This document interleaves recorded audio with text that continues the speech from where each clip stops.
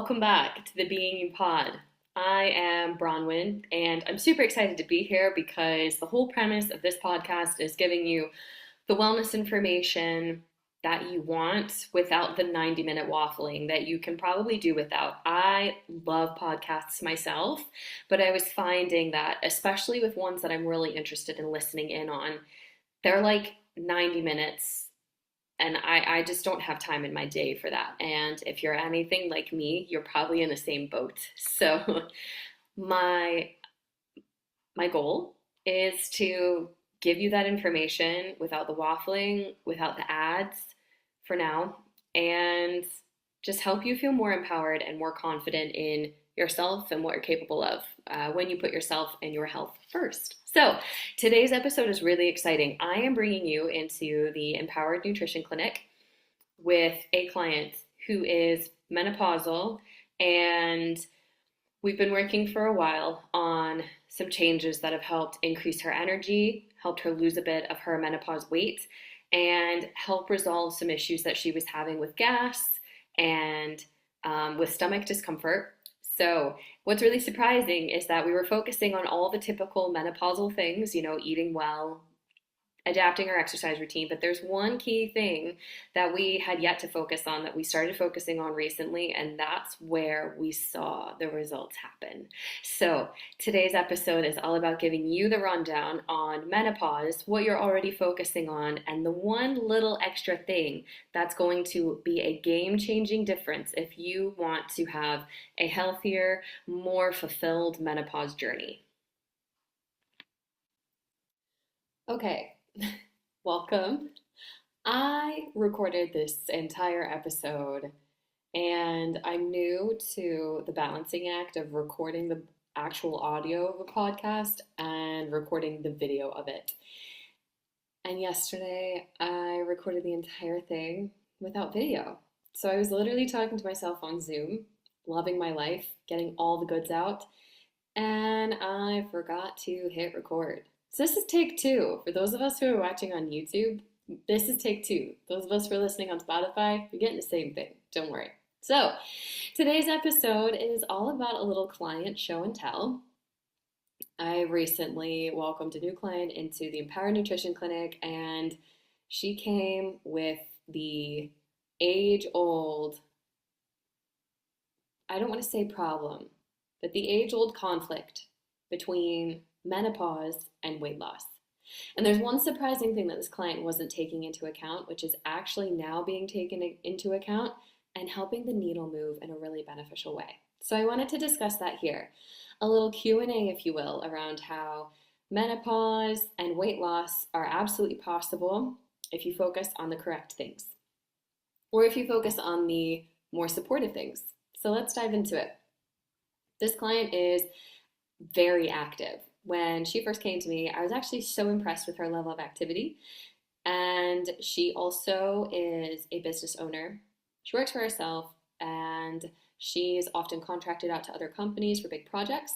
And with that comes a high level of stress, comes a lot of travel. So she's not always spending consistent amount of times at home or at her home workplace.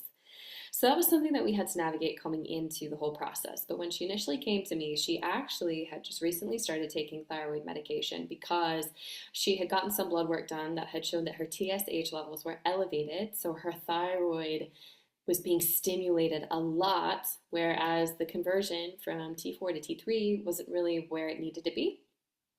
So she started taking L-Troxin. A low enough dose of it, but she was experiencing a lot of gastro upset with it. And sometimes that can happen for people. But she said, you know what, I'm going to give it a shot for 6 weeks and see how we go. And when I saw her for her most recent follow-up, she had come off of L-Troxin. She'd given it a fair shot. And as well, her TSH had lowered. So that thyroid was not being overstimulated anymore as it had been previously. So we have an active lifestyle, we have a pretty high pressure workplace, but fulfilling nonetheless. And we also have a love of travel and enjoying meals and wine, being wined and dined when you're out and about. So when this client came to me, she immediately, went through the usual, and we went through the usual things. We looked at her digestion, we looked at her hair, skin, and nail health, we looked at how she handles her stress, a lot of things that you will commonly see in menopause. One of the first things that she kind of like expressed to me was the fact that she felt concerned that her activity levels were not where they needed to be. And she felt like she needed to be more active or she needed to increase the intensity of her activity. To which I said, no, that's not the case.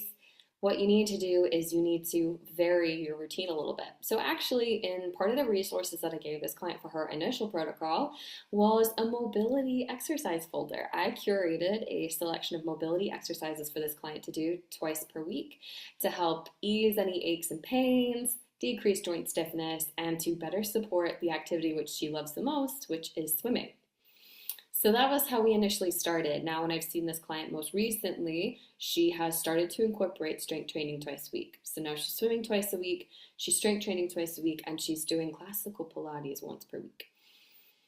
I'm happy with this client to have this level of activity because it means that her stress levels are lowered. And I think this is something that gets often misconstrued or misinterpreted from personal trainers or wellness coaches who specialize in menopause with the best of intentions. They're not meaning to cause harm. But I think what they're doing is they're scaring women into staying away from exercise that probably benefits them more in the longer term and makes them happier and feel more fulfilled than things like walking, yoga, and Pilates. What I want any menopause client to take away, and this is coming from dealing with dozens and dozens, maybe even 100 or so more clients in a gym setting who come to the gym and also happen to be menopausal, is that the intensity of your exercise is not the main focus. The exercise effects on your overall stress levels are the focus instead. So if I have a client who comes to me, and I've had this before, who says that she does HIIT training 6 days a week and she's not seeing the needle shift, she's not seeing the scale go in the direction that she wants it to go, I ask her how her stress levels are. If she's a mom with teenage kids, she's trying to get 2 through college, 1 through the leaving cert, and if she's also trying to handle her life in her workplace and still have a relationship with her husband, she's pretty stressed. So we decrease the frequency of the high intensity interval training in order to make it happen in a more feasible, less stressful way. Okay, we needed to pause because the dog was howling, and I'm not having that as background music for today's episode. So, back to the weight loss, menopause, and strength training concept. This client, she decided to balance her swim sessions with classical Pilates and strength training. The strength training is happening at a medium intensity. So, she's going in, she has a set amount of time to do some strength exercises. We're focusing on total body strength, and she's not having her stress levels increase because she's not having her heart rate spike up into the high heavens. She doesn't need that as many times per week because she's already got swimming in her back pocket. So we swapped up the exercise routine. We incorporated things that she enjoys, swimming, with things that she knows are good for her, strength training, along with something that might not feel the most physically exertive, but is benefiting her in the longer term, which is Pilates.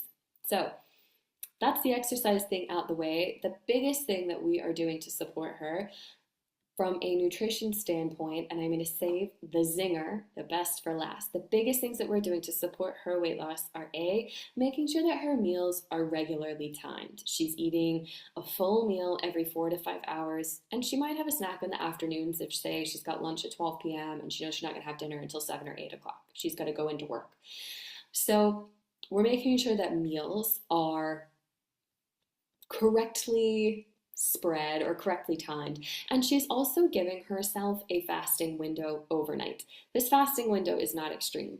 Fasting for 16 hours doesn't help menopausal women because your chances of getting enough calories and enough protein in your day are slim if you're not giving yourself more than 10 hours to eat. So this client maintains a 12-12 window. She eats for 12 hours and she fasts for another 12. What she's seen is that her energy levels are more stable in the afternoons in particular. She would definitely be someone who succumbs to the post-lunch nap tendency or temptation. She'd be somebody that would be almost reaching for another cup of coffee around 3 or 4 p.m. She wouldn't, 'cause she's pretty good, but she would be tempted to do so, and she'd be looking for something to help give her that quick little boost that'll get her through the end of the workday and into dinner.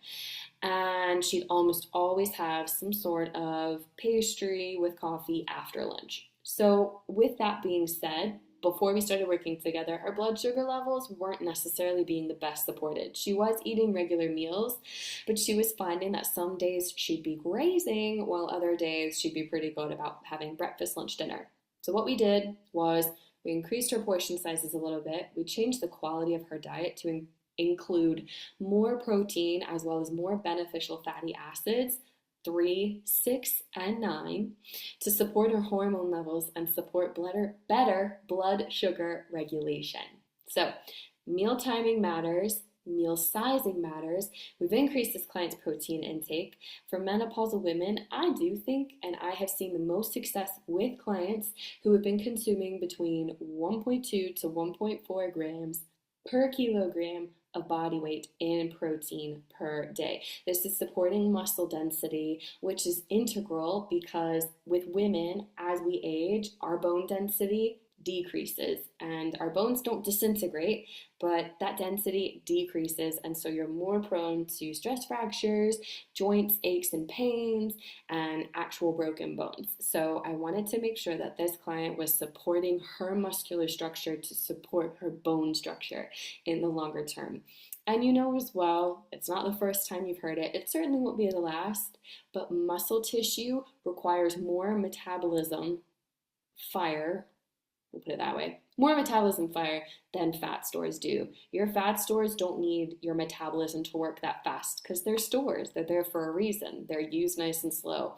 Whereas if your muscle tissue is predominating over your fat stores, your metabolism is revved up, ready to roll, and asking for more. So that's what we want at any age, really, because it means that you're metabolizing, you're digesting, breaking down, absorbing nutrients from your food, which is really important at any age, any stage, whether weight loss is a goal or not.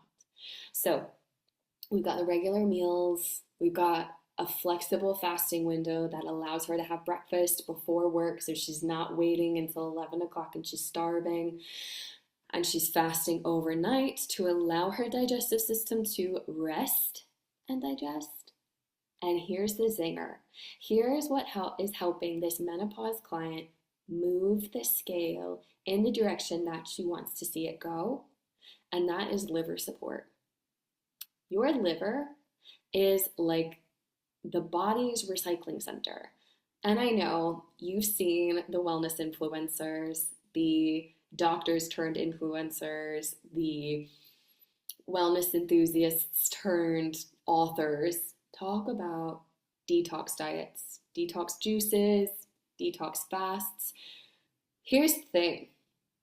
Your body has got detoxification pathways already in place. No diet is going to detox you completely because your body is already like, I got this, dude. Leave it to me. This is it.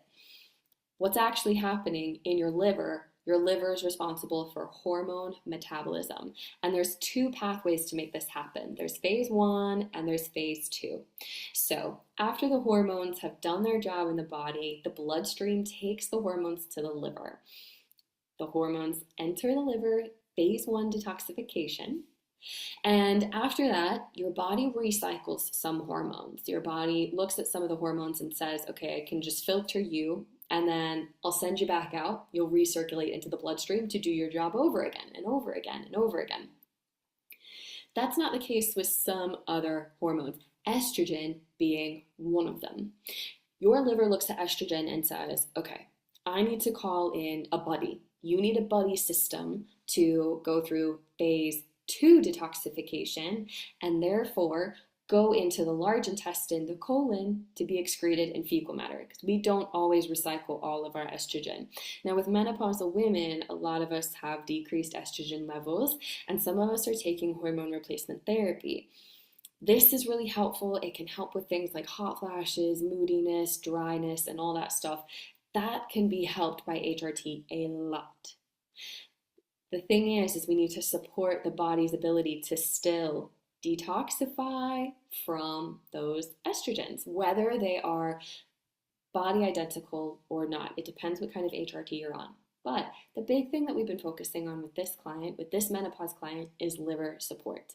Been reducing alcohol intake. We've been monitoring caffeine consumption pretty closely. She loves a cup of coffee in the morning. She normally has 2 cups a day, and that's that. So we've kind of taken our lesser of two evils. For this client, she'd prefer to have her daily caffeine comfort than worry about having a glass of wine every night. So we've reduced alcohol consumption in favor of keeping her daily caffeine consumption in place. We've decreased the amount of processed foods that she has on her food diary because gluten can be a bit of a irritant, shall we say. Gluten is like that pesky little teeny tiny fly flying around your bedroom during the day. When you're just going about your life, you might hear it in passing every now and then, and you're kind of thinking, well, it's annoying. Like, I really should get rid of it. Maybe I can if I get lucky or if I have the time and the focus to find the little bugger and kick him out. Gluten is like that in a female body when thyroid hormones are running a bit sluggish and menopause symptoms are on the rise. So we've eliminated gluten for 6 weeks. This is not a drastic life change because we want to see if this is going to continue moving the scale the way that this client wants it to move.